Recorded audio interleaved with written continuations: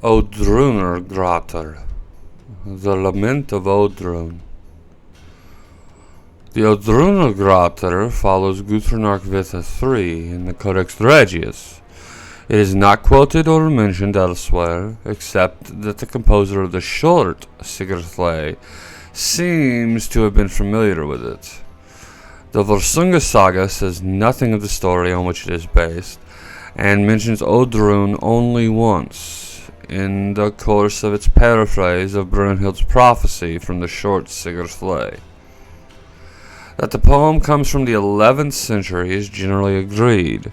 Prior to the year 1000, there is no trace of the figure of Oddrún, Atli's sister, and yet the Oddrúnargrátr is almost certainly older than the short Sigurðlay, so that the last half of the 11th century seems to be a fairly safe guess. Where or how the figure of Oddrún entered the Sigurð-Atli cycle is uncertain. She does not appear in any of the extant German versions, and it is generally assumed that she was a creation of the North, though the poet refers to old tales concerning her. She does not directly affect the course of the story at all, though the poet has used effectively the episode of Gunnar's death, with the implication that Atli's vengeance on Gunnar and Hogni was due, at least in part, to his discovery of Gunnar's love affair with Oddrún. The material which forms the background of Oddrún's story belongs wholly to the German part of the legend. See introductory note to Gropispa, and is paralleled with considerable closeness in the Nibelungenlied. Only Oddrún herself and the subsidiary figures of Borgny and Villemund are northern additions. The geography, on the other hand, is so utterly chaotic as to indicate that the original localization of the Atli story had lost all trace of significance by the time this poem was composed. In the manuscript, the poem, or rather the brief introductory prose note, bears the heading of Borgny and Oddrún, and nearly all editions following late paper manuscripts have given the poem the title it bears here. Outside of a few apparently defective stanzas and some confusing transpositions, the poem has clearly been preserved in good condition, and the beginning and end are definitely marked. Oddrúnargrátr. Hæþrek was the name of a king whose daughter was called Borgny. Vilmund was the name of the man who was her lover. She could not give birth to a child until Oddrún, Atli's sister, had come to her. Oddrún had been beloved of Gunnar, son of Gjöki. About this story is the following poem. I have heard it told in olden tales how a maiden came to Morning Land. No one of all on earth above to Hæþrek's daughter help could give. This Oddrún learned, the sister of Atli, that sore the maiden's sickness was. The bit bearer forth from his stall she brought, and the saddle laid on the steed so black. She let the horse go o'er the level ground, till she reached the hall that loftily rose, and in she went from the end of the hall.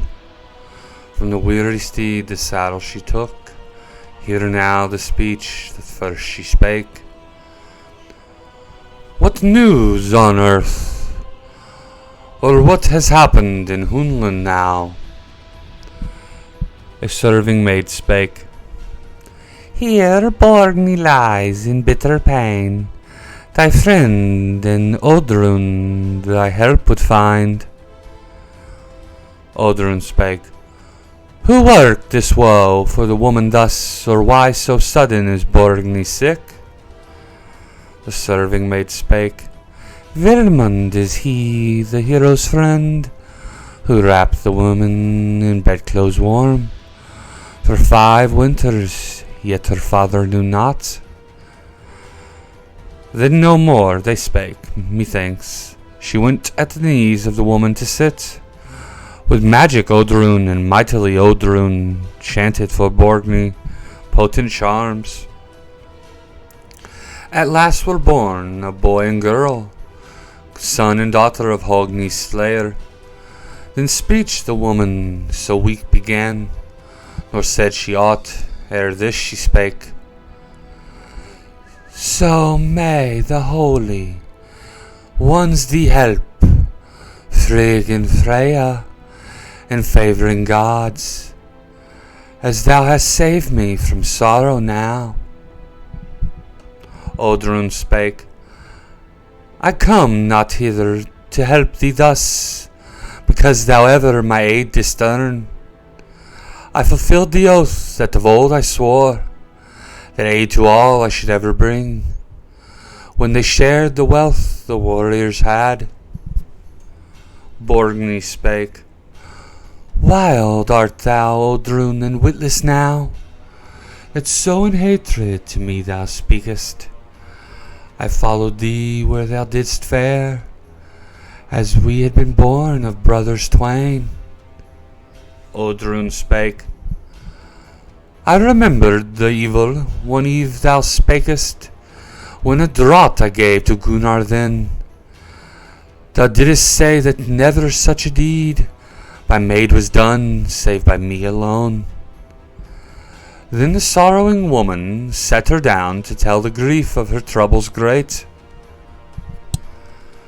Happy I grew in the heroes' hall, as the warriors wished and they loved me well. Glad I was of my father's gifts, for winters 5 while my father lived. These were the words the wary king, ere he died, spake last of all. He bade me with red gold dowered to be, and the Grimhild's son in the south be wedded. But Brynhild the helm he bade to wear, and wish made bright, he said, she should be. For a nobler maid would never be born on earth, he said, if death should spare her. At her weaving Brynhild sat in her bower, lands and folk alike she had. The earth and heaven high resounded, when Fafnir's slayer the city saw.